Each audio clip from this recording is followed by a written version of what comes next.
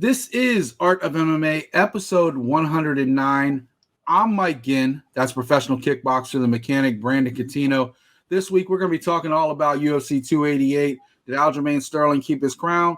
Is Henry Cejudo taking his throne back? We'll let you know what happened last Saturday night along with the rest of the card. Plus, I think we got the real story on Francis Ngannou. Unlike the one press release, we'll tell you why he's not signing with one and what is probably going to happen with him in the future. Of course, anything can change, but we'll let you know. And then lastly, there's a lot of rumors going on, Brandon. Is PFL buying Bellator? We'll talk about that, let you know what's going on with that. Of course, first, head over on the FightersFirst.shop. Support the show, support the brand. Of course, Brandon's in action May 20th. Go buy all his merchandise. And Brandon, I got the brand new Kings of MMA, Art of MMA shirt on. Go ahead and go and cop that new joint out in the shop right now. It supports the show. Of course, all of the collections support the fighters as well. Brandon, I got a random question for you before we get started. Besides your own collection on the shop, of course, right? What's your favorite officially licensed collection on the shop? Probably really this show's. The Art of MMA one? Kickboxing, stuff like that. So check those out. Brandon's endorsing them. Go ahead and get Brandon's got the old Art of MMA. Well, it's old now, right? The shirt just came out last year, but now it's old because we got a new one out. So we're both rocking the Art of MMA gear.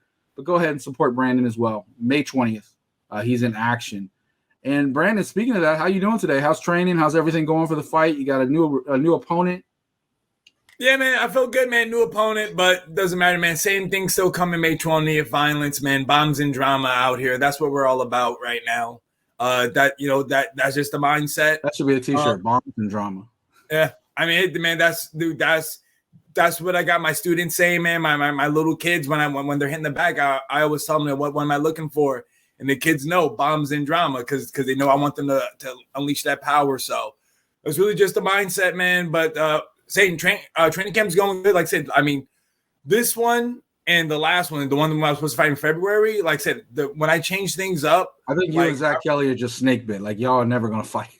Nah, man. Hey, man, we'll see what happens. I mean, hey, man, he put out a post yesterday, that basically, he wants the winner, of this fight, and plus, like Zach Kelly, real cordial with me.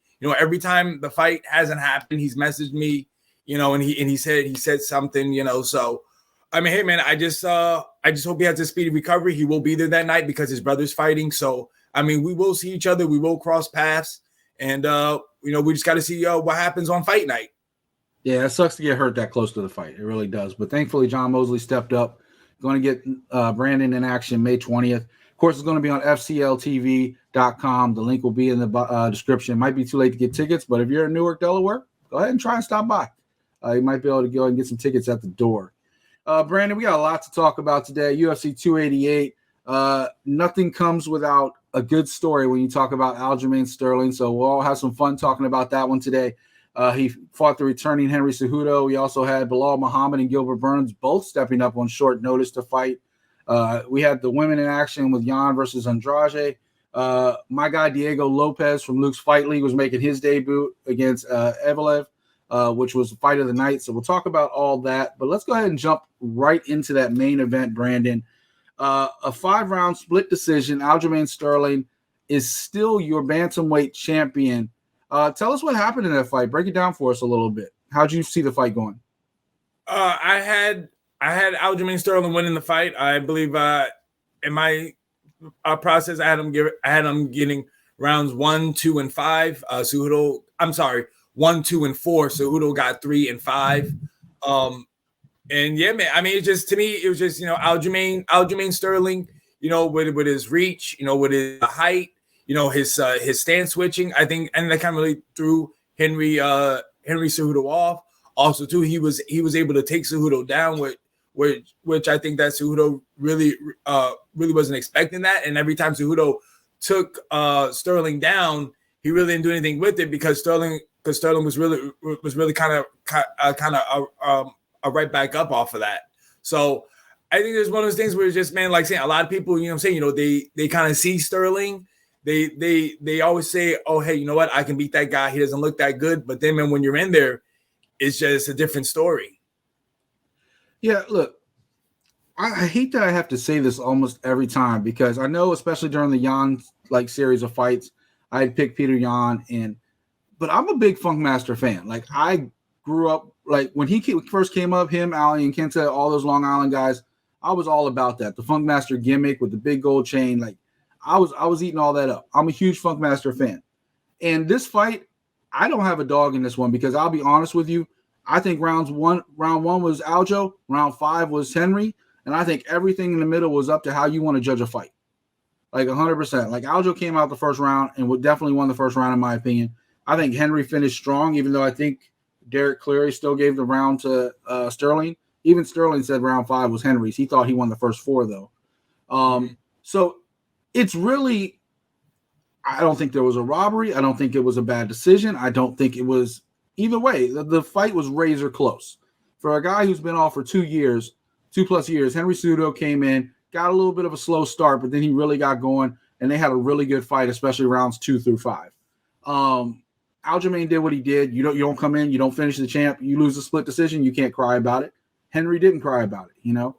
There's a lot of fights that got set up after this fight pretty much automatically, so we know pretty much what's coming next with a lot of people. The only question is, does Henry still want to keep fighting? He took time off, coming off retirement, came back for this fight, didn't get his way. So now what's next for him? He seems to have had 24 hours to think about it. And now he's ready to get back in there. So maybe we will see Henry Cejudo again. There's a lot of talk to come at this fight, but first let's talk about the actual what's happening. So Aljamain Sterling gets the win. Still your bantamweight champion. Sean O'Malley is next.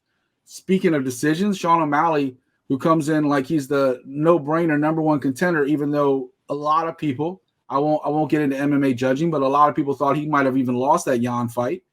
I've watched it multiple times. I still don't see how Sean O'Malley won on any scorecard when Jan had all those takedowns, but I digress.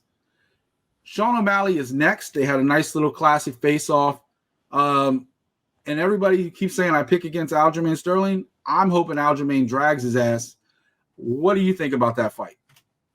And man, I mean, it's the fight that I think we all believe is next, and I think like that's a fight that I would pick Aljamain Sterling as well. Again, saying this is somebody else, like you said, like everybody goes in there, they look at Aljo, they say like, oh, he's not that impressive, and then when they go in, there's a different story. And like Aljamain Sterling kind of said to him, was like, yo, I'm gonna drag you around this octagon, which I think is true. I don't think Sean O'Malley can handle his wrestling, can handle his ground control, and probably with Sean O'Malley, Aljamain Sterling will probably get his back. He probably will choke him out. The thing about that, because think about it.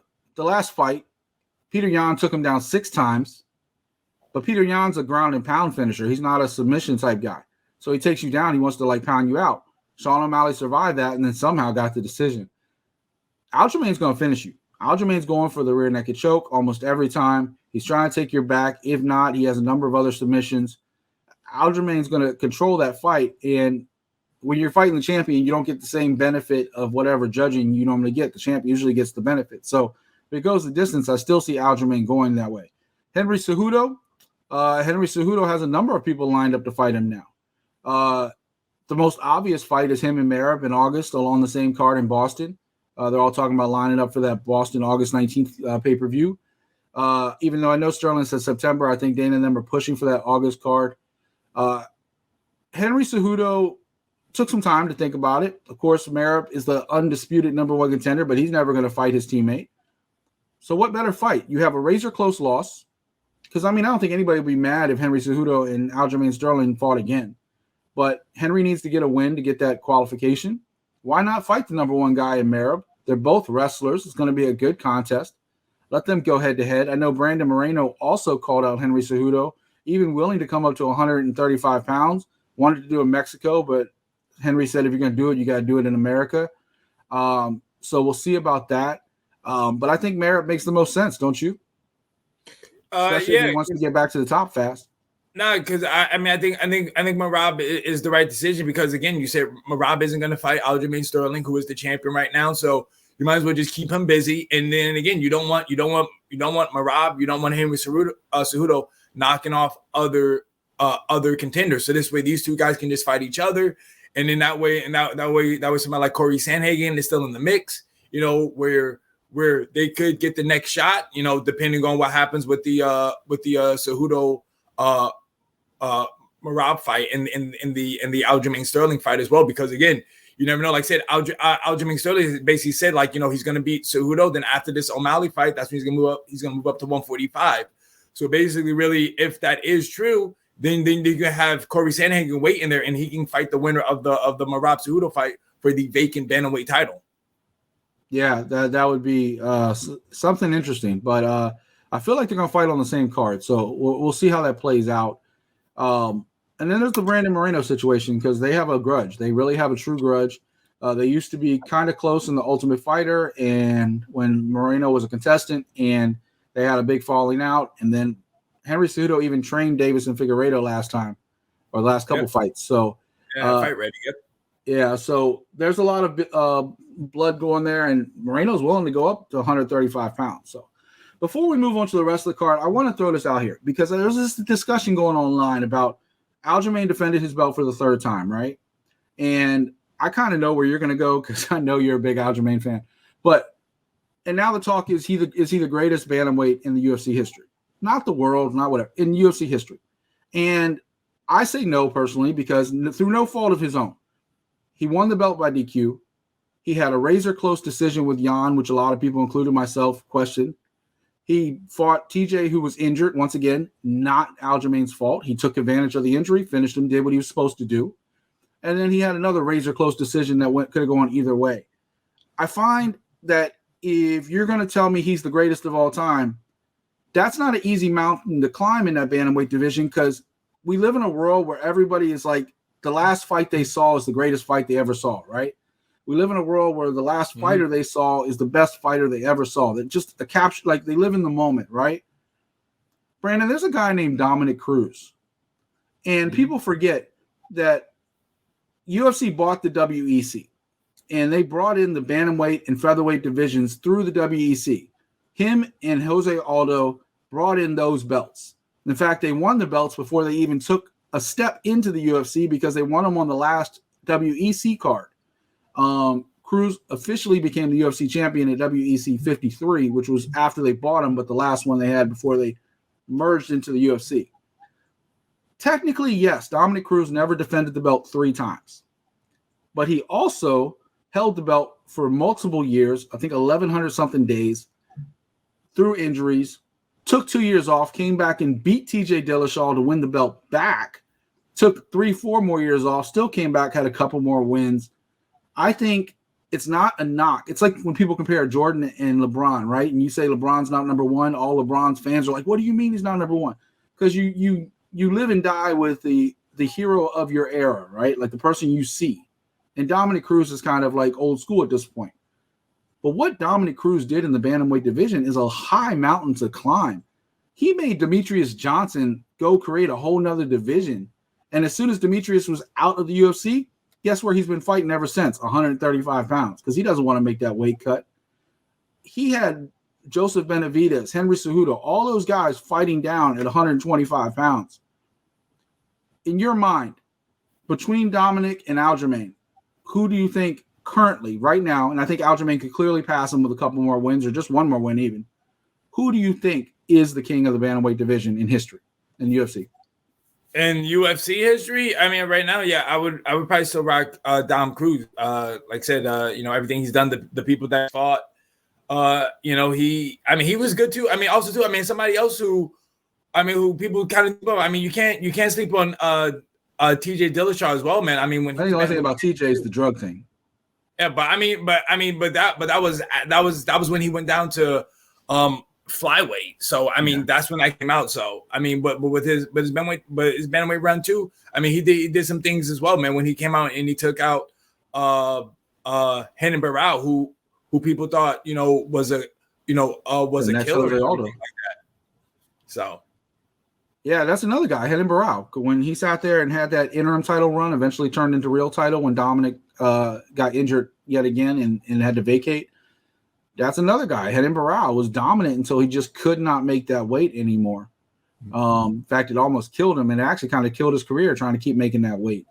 But I mean, that's a fair statement, right, Brandon, to say that, you know, based on the 3 wins like I said, a win is a win, but it's not his fault. He still did what he had to do. But then he had better wins before he was champion with Sandhagen and Cody Stamann and stuff like that. Like, since he's been champion, every fight has been almost like mired in controversy, right? So, I mean, to me, I mean, some wins I have him winning clearly, but that's just me.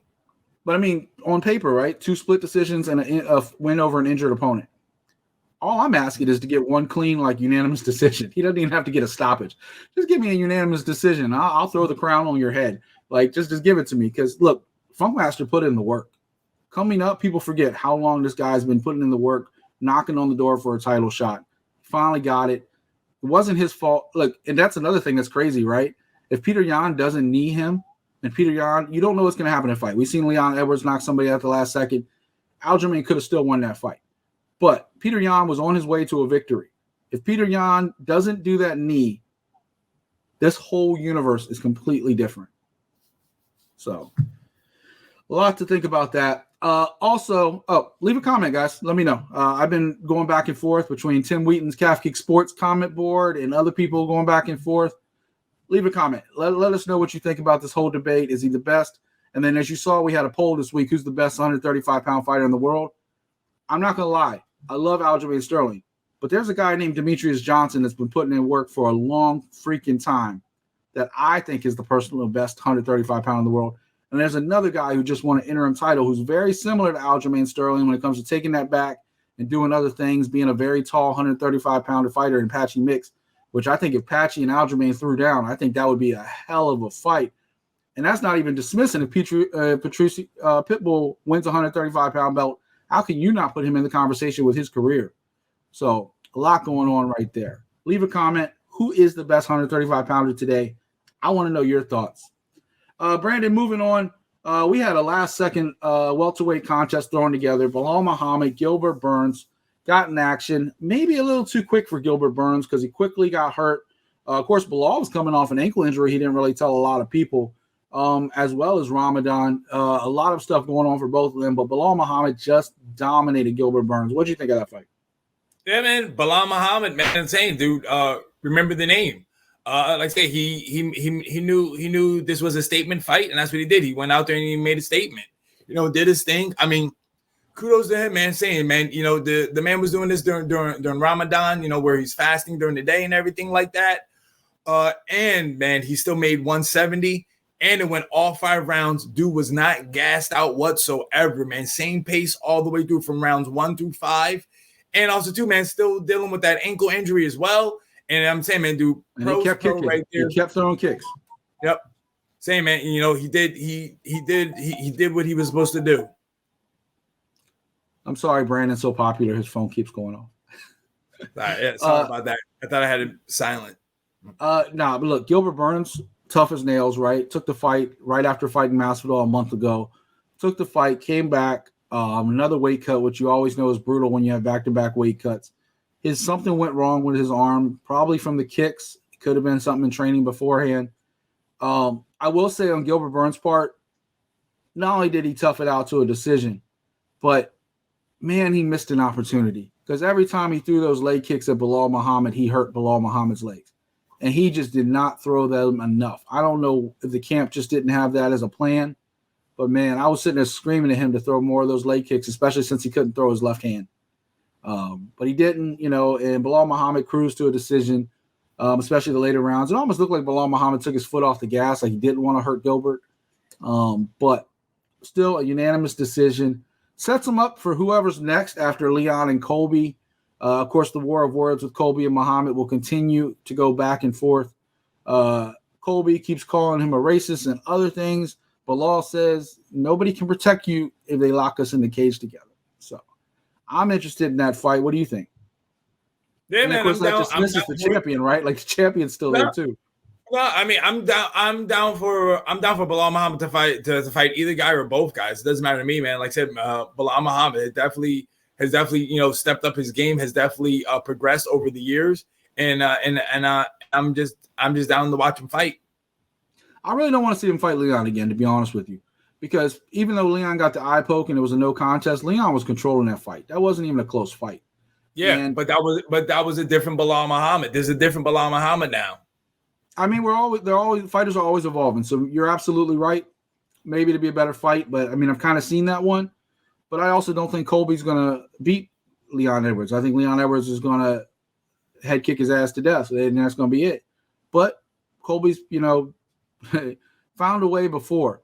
I will say this, and I had fun with people on Twitter this week, and I had fun with people, and I can't believe actually I got common sense out of Colby fans, because Colby fans are usually kind of just they buy into the gimmick so much. I asked the question, why is Colby Covington the number one contender when he only has 4 wins in 5 years? 3 of those wins were fighters coming off losses, multiple losses in a couple occasions.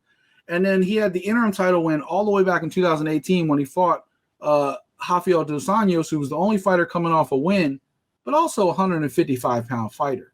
I mean, he was fighting in 170 for a while, but he's already back in 155 pounds.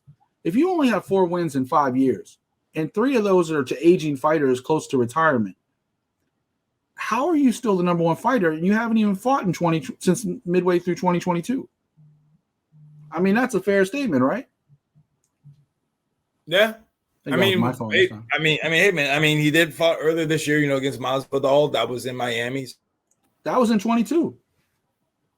That was last year. Because Masvidal fought in Miami against Burns this year. But even then, we knew Masvidal was done after those 2 Usman fights. We knew Robbie Lawler was towards the end of his career. Damian Maia towards the end of his career. Dos Anjos was the only good victory. So I'm not really sure why he still maintains that number one status without actually being competitive, not fighting a Chimaev, not fighting a Usman, he lost to Usman twice, but he didn't want to fight Edwards. He doesn't want to fight Burns. He doesn't want to fight anybody.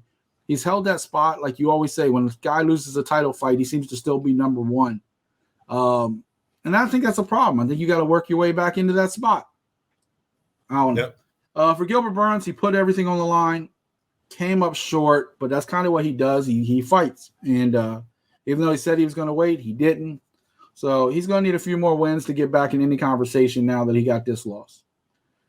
In the ladies, king of the lady fighters over there, Brandon, Jan with the knockout over Andrade. And I want to say this.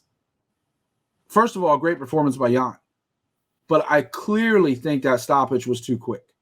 I know it was a big knockdown. I know she was coming down with a hammer fist. But after like 1 or 2 hammer fists, the ref was jumping in there to protect Andrade. And Andrade was looking clear-eyed right at the referee the whole time. And was just pushing Jan off when the referee was diving in, like she was pushing up. I watched it back 2 or 3 times. And you can't, as a fighter, you can't put yourself in that situation, right? But you can't also control when you get a flash knockdown either. Did you think that was a good stoppage? Yeah, man. Like Andrade has done this before to herself. This is how she lost the strawweight title. She just came in there so aggressive, just straight running at people, and she got caught. Same thing happened here. Like sometimes with her, man, just her fight IQ kind of goes out the window, And it's like plus 2, man. Like I want to say what she keeps bouncing in weight classes. But her last fight was at 125. This fight's at 115. It's like, lady, weight class, stay there, man, because that could be messing up her flow as well. Yeah, messing with her body and stuff. Jessica Andrade is always a tough competitor. She's flirted with retirement a couple times already, so I hope she keeps fighting. But for Jan, this might set up a Chinese versus Chinese battle. She wants to fight Wei Li for the respect of China and to see who's the best. How do you think? Do you think she deserves that shot? And if so, how do you think that matchup goes down? I mean, I don't see anybody else to me who deserves the the next top shot. Like I know people all wanted to be Rose, but again, man, like we talk about with Colby Covington, man, Rose is inactive over here. She's not doing anything. She's just hanging out. So to me, have 2 former champions sitting there at 1 and 2, like you said, when the rankings. Yeah. So to Jan, Jan Chanel deserves it, and I think it'd be a good fight. Like I said, I think she's training with Team Alpha Male. Uriah Faber. He knows his wrestling. So I think he'll definitely be helping her out with that because, like I said, I know Weili was hanging out with Fight Ready, working on her takedowns and everything like that. I think it would be a good fight. Yeah, I mean, Jan definitely is the number one contender in my book. Carla might get a rematch. Rose might get a rematch. But I think Jan's the hot fighter. It's a new matchup for Weili. It's something fun. I know Weili's also talked about going up to fight Valentina as well in a super fight. But then Valentina lost. So that messed up all that as well. So Weili's kind of sitting there like, what's next as well? Because Grasso and Shevchenko have to run it back. So there's a lot going on in the women's divisions. And by the way, also in the 135-pound division, best in the world, I think you also have to throw Amanda Nunes in there, by the way. Just throwing that out there. Speaking of women's fighters. Also on the card, fight of the night. My guy Diego Lopez from Luke's Fight League, former featherweight champion in Luke's Fight League, former Dana White Contender Series guy, came in on 5 days' notice, fighting an undefeated fighter, Mozar Evlov. Evlov is now 17-0, just an incredibly tough guy. He's also, by the way, coming off Ramadan as well, so he didn't have his best training camp as well. But him and Diego Lopez come in and put on a battle. Diego threw in multiple submission attempts, but it was Evlov with the top control. Evlov with a lot of the control in the action, especially early on. Diego was always trying to finish the fight, though, but Evlov, as he says, doesn't know how to tap out. Like, they just don't – he just like, I'll have my arm break. I won't tap. So when you fight a guy like that, it's kind of hard to win, right, Brandon?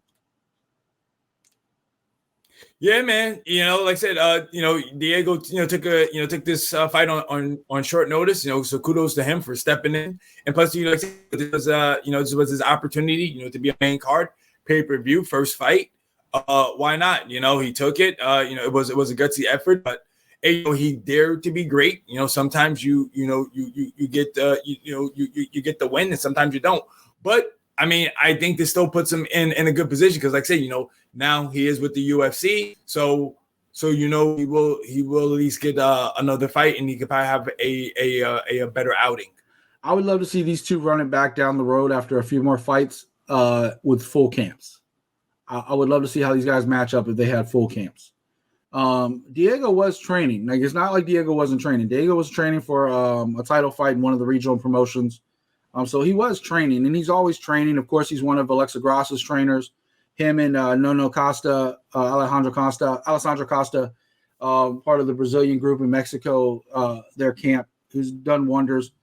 I think it's kind of unfair. Both him and Alessandro got thrown in at last-second fights and, to make your debut. But no fighter who's been trying to get the UFC their whole life is going to say no if they get that call. They're like, and plus every fighter, Brandon, yourself included, you think you're invincible. So you're like, I don't care if it's last second. I'm still going to go in and win this fight. I don't care who he is. And if you don't, you shouldn't be in the cage to begin with. You should always think you could win the fight.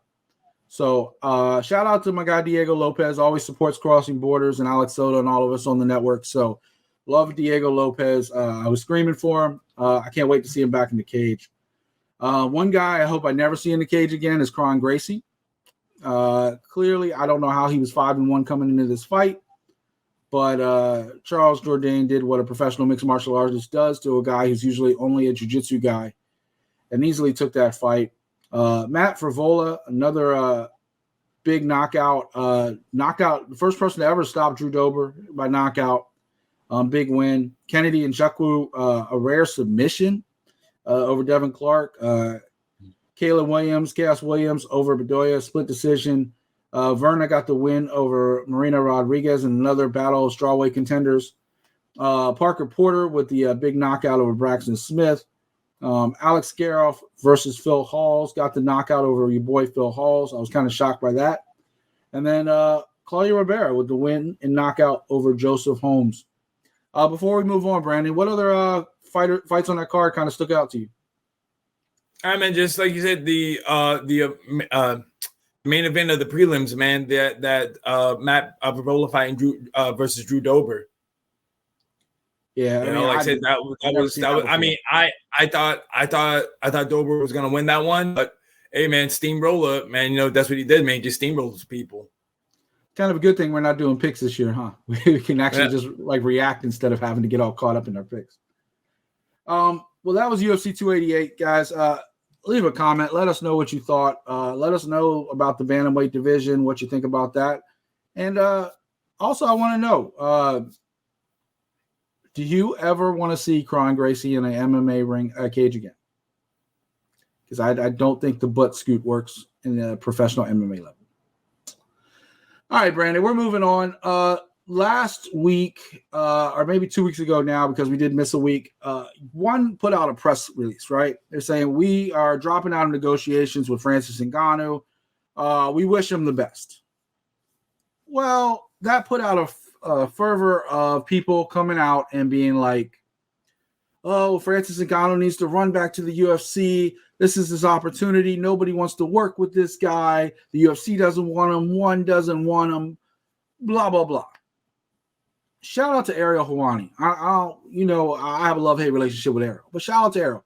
Ariel's the only dude to pick up the phone and actually call Francis Ngannou, right? He called and got straight from the word. Francis took the meeting with one out of respect. Mm-hmm. Francis Ngannou already has a verbal deal with somebody who has not been announced. I think we all know, based on that picture that kind of circulated around New Year's with one of his family members wearing a PFL shirt, that was not by accident. I think we all know PFL has been the favorite to land Francis Ngannou since he left the UFC. Francis has said he has a verbal agreement with someone. He won't say who because it has not been publicly announced, but we all think it's the PFL. One puts out this press release, and my first question is why? Why put out this press release unless you're just completely butthurt that you had no shot of landing Francis Ngannou and you wanted to put out a press release to look like the bigger party? You could have just said nothing. I don't know why one went out of their way to put this out there, and I think it really hurts negotiations with future free agents, because if they don't get you, they're going to put out a press release to sabotage you, right? Like, Brandon, if you're a fighter and you're going to talk to somebody and you decide, all right, I'm going to take this meeting out of respect, but I'm probably not going to sign with you. And then they put out a press release kind of bashing you. Or say it's your teammate. Say it's like Jose Aldo or Shane Burgos. Would you go out of your way to sign with that promotion?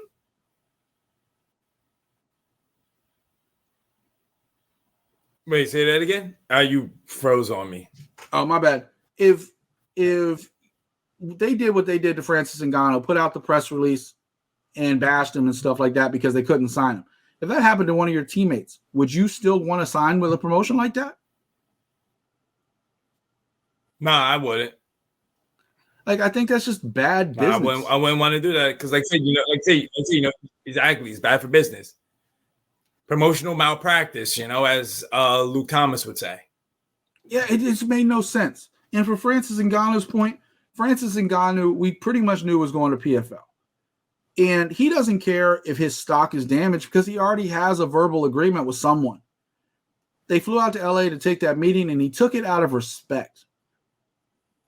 And then Chitri comes out of that and puts out this press release bashing him. And then, of course, the press and media don't take the chance to actually get to the truth. They just run wild like Francis Ngannou's done. Oh, my God. And you have all these UFC, you know what, excuse my language, because these guys fought for the UFC. They spilled blood in the UFC. They're legends in the sport, but they're paid by the UFC. So people like Daniel Cormier, Michael Bisping, and all these UFC ass kissers are paid by the UFC. So if they're coming out saying that, oh, Francis needs to come back to the UFC now, that's where, John Jones wants that Francis Ngannou payday. They want him to come back because it pays them. It benefits them. Francis is going to PFL. Whether y'all like it or not, he's going to PFL because they're going to let him box and they're going to let him do MMA just like Jake Paul and other people. PFL is in the bigger business, and we're going to talk in a second about what bigger business that is. But PFL is trying to grow, and they need a name like Francis Ngannou. They need that name on contract as the reigning UFC heavyweight champion when he left the promotion. Yeah, John Jones is the champ now, but he didn't beat the champ. The champ walked away with the belt. So do you agree with me that Francis Ngannou ends up in PFL? I mean, you've been saying that for a while, so, I mean, we'll just have to wait and see. But, I mean, if you're going by the big three, I mean, that could be the one. Or, again, man, dude, like, I never want to put Scott Coker out there, man, dude. Like, Scott Coker is a sneaky guy, man. He says he usually keeps things kind of down low. You know, he keeps everything on the DL, but because to me, like Scott Coker is the guy that will let you do other things. He will cross promote. All you gotta do is just pick up the phone and talk to the man. So, yeah, and you mentioned it before. They have the Showtime deal. And Showtime boxing is a big deal. So Francis wants to do both. Leave a comment. Let us know. Where's Francis Ngannou end up? I think it's bad business by one. I think it's bad business by the UFC, the way they both tried to like sandbag this guy, because all he really wants, according to negotiations and rumors, is that he doesn't want his opponent to make less than him. He's like, if we're fighting, I want us to make the same money. Maybe he makes more. I don't care. But he's actually going out there, and people think it's bullshit, but he's actually going out there trying to get other fighters paid. Yeah, you can't hate on that. As a fighter, you can't hate on that because he wants everybody to make more money. So that is Francis Ngannou. The last story of the day before we get out of here, speaking of PFL, Bloody Elbow broke a story about a week ago about PFL possibly buying Bellator. There is some truth to these rumors. Bellator evidently has been on the market for months. PFL is looking to continue to grow. Don Davis and that empire are looking to be the number 2 promotion in the United States. They got the money, they got the power, and they have the promotional know-how to kind of continue to push Bellator for that number 2 promotion in the world, or in the U.S. anyway. So what makes better sense for them to team up and merge? Part of me feels bad if that happens for Scott Coker, because this is a strike force all over again. He rebuilds a brand, builds a brand up, and then it kind of gets bought out from him again.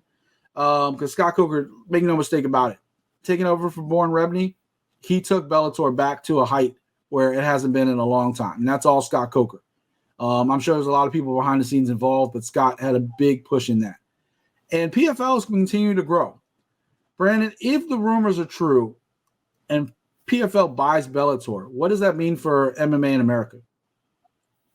That's what you meant. I don't really know, because I was thinking about that. I was like, man, like if you buy all these fighters, I mean, if you like, one, they need to get, like, if it's true, if Francis Ngannou is going to PFL, they need heavyweights.